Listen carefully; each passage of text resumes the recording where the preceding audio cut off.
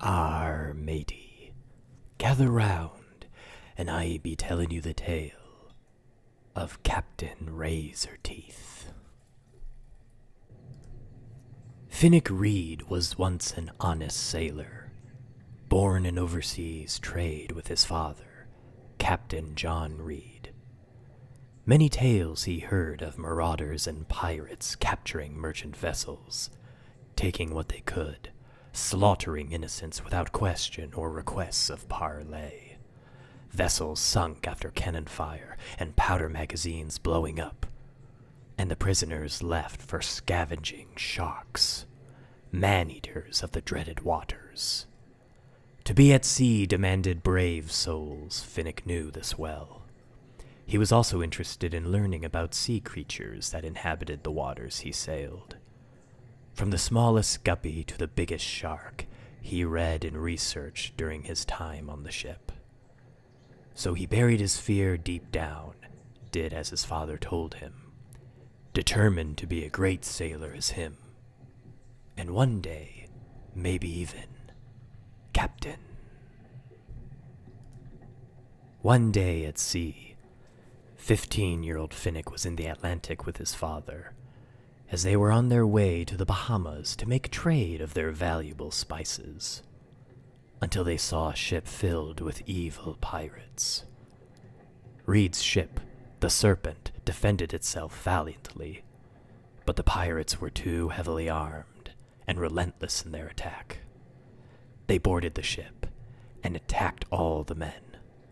Finnick defended himself, as he learned well in swordsmanship by his father and the crew, but he was overpowered by the pirates.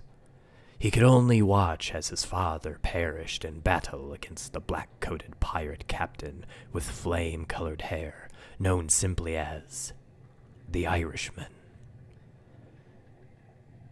Finnick was kept in the brig of the pirates' ship, along with 2 fellow crewmen, but one he was not familiar with. A prisoner of the pirates, most likely a mutineer who failed to take over the ship. A sadist and a cannibal, he attempted to skin the boy's arms. Shell-shocked from the battle and desperate to save his own life, Finnick was driven by his animal instincts and bit the man hard into his throat, taking out a chunk of his neck and letting him die of blood loss. That was Finnick's first taste of flesh and blood. Determined to escape, Finnick waited for the opportune moment. He escaped the brig using the belt buckle to pick the lock from the bars. When the pirates were drunk and asleep, he murdered most of them with a cutlass he found on board. In the quiet of the night, he stole a longboat for himself, but not before a pirate noticed him leaving and tried to shoot him. Missing with his one shot, he attempted to board the boy's boat and murder the man-eater, as they called him. But Finnick was too quick and stabbed the pirate with his cutlass. He sailed for many days at sea, hoping to wave down a passing ship to pick him up. Days into his escape, he found himself being trailed by reef sharks, no doubt attracted to the smell of blood dripping from the dead pirate. As they nudged the boat, Finnick dropped the body overboard, watching as the sharks ripped it to shreds in minutes. But one shark kept nudging his lifeboat. A 12-foot great white shark, taking a bite out, trying to get at the fresh meat inside. Finnick stabbed the shark through the top of its head. He had become the top predator of the sea now, having killed men and a man-eating shark. Noticing a couple teeth caught in the wood of the boat, he kept them for himself. And on the 4th day, he was rescued by a crew of buccaneers led by the great Captain Adams, aboard his ship, the Centurion. They recruited him as a crewman, impressed with his sword skills and vicious tale of slaughter of their rival group of pirates. Finnick was hesitant, of course, to join the buccaneers, given his last experience with pirates. But he knew the Irishman may be vested in hunting him down. for killing half of his crew and best mate. And he was unsure how to get back to the merchant vessels his father worked for, so he decided to make most of the situation he was in. The crew was not as bloodthirsty as the pirates he met previously, as they were more willing to provide for him and let him work a decent living at sea.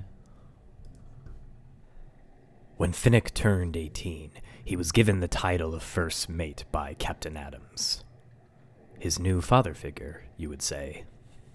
He earned his ranking by assisting Adams in avoiding Navy ships hunting down pirates, helping them understand what sharks were in the waters they were in, and of course using his sword skills to defend against small enemy ships.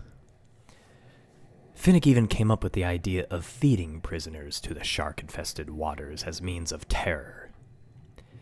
In due time, Captain Adams gradually grew a small fleet of 4 ships, becoming one captain to be reckoned with. As Adams' power grew, so did Finnick, as he became more and more ruthless with his fighting style, knowing full well a true pirate had to be fearless.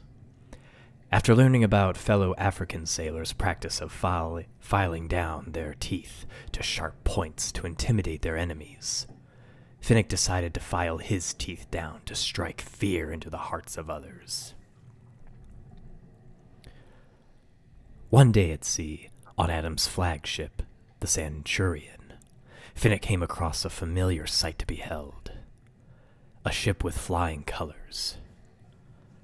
The ship that attacked his father's vessel, manned by the same pirate with flame-red hair who murdered him. The Irishman. The day had finally come for Finnick to take his revenge. In the opening of the battle, Captain Adams was injured by splintered wood from cannon fire. Attending to his fallen captain, Adams passed on leadership to Finnick, making him officially the successor. A captain at last. And enraged by the loss of yet another father figure, Finnick had his eyes set on the pirate captain with flame hair. Taking the wheel, he ordered the crew to take the dead and throw them overboard, specifying to make sure that they were bleeding in the water. He knew full well what would happen when the waters were properly chummed. Confused but loyal to their new captain, the crew did as they were told. The Centurion returned fire to the pirate ship, getting in a lot of damage to their hull, rudder, and wheel. Finnick was able to turn the tide in the battle within minutes. He ordered the men to board the ship with all the guns and cutlasses they could gather. He boarded the ship himself, and he found himself face to face with the man who killed his father, the Irishman. The Irishman put up a good fight in their duel, but the sight of Finnick's ground sharp teeth was enough to scare the captain's spirit out of him. He never came across anyone with filed teeth before, and it was a sight to be beheld indeed. Captain Finnick Reed had become a true man-eater. Finnick knocked the sword out of the captain's hand, and when his guard was down, he proceeded to bite into the captain's neck. The crew were horrified at the sight of their captain, but amazed at his fearlessness. He ordered the men to return to the ship with their prisoners and save them for later chumming of the waters for their pet sharks. He then ordered the Irishman to be tied and dropped with other corpses from the pirate ship, and to be fed to the sharks that arrived after smelling the blood. 2 particular prisoners he set free in a longboat. Before they left, Finnick ordered the prisoners, "Row to any nearby port or land. Send whoever you find a message. Tell them that you were attacked by Captain Finnick Reed. I rechristen Adam's ship, the Centurion, with the name of the greatest predator of the deep, the Great White.